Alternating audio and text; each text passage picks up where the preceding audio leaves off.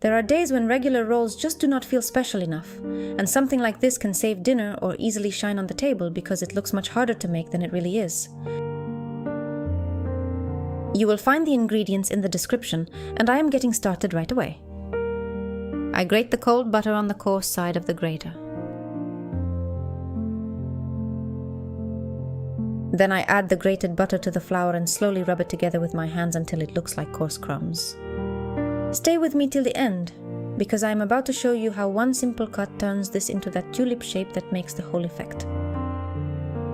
To the crumb mixture I add the baking powder, salt and sour cream, then I work it into a soft, easy dough. I really like this dough because it is simple and very easy to work with, and once baked it stays delicate, but still holds its shape beautifully. I blend the onion until fine and add it to the ground meat.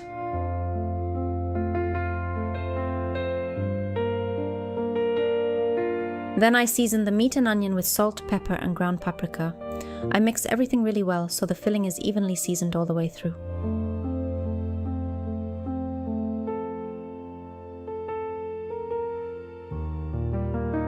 I cut the dough into smaller pieces. It should make about 6 to 7 portions.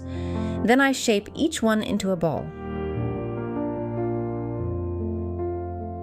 I roll each ball out into a round flat disc.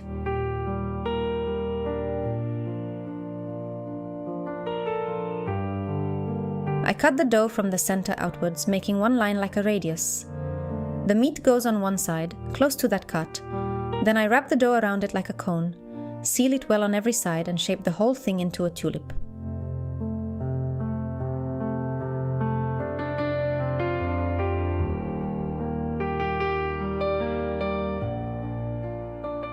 I brush each tulip with egg yolk.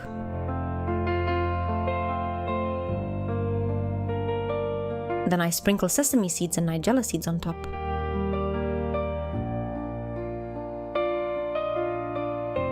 I bake them in the oven for about 35 minutes at 356 Fahrenheit, 180 Celsius. And that is it. Enjoy! These savory tulips taste best while still a little warm, when the pastry stays delicate and the filling is still juicy. If you enjoy simple, lighter, savory meat pastries like these, leave a like, leave a comment, subscribe to the channel, and thank you for cooking with me today.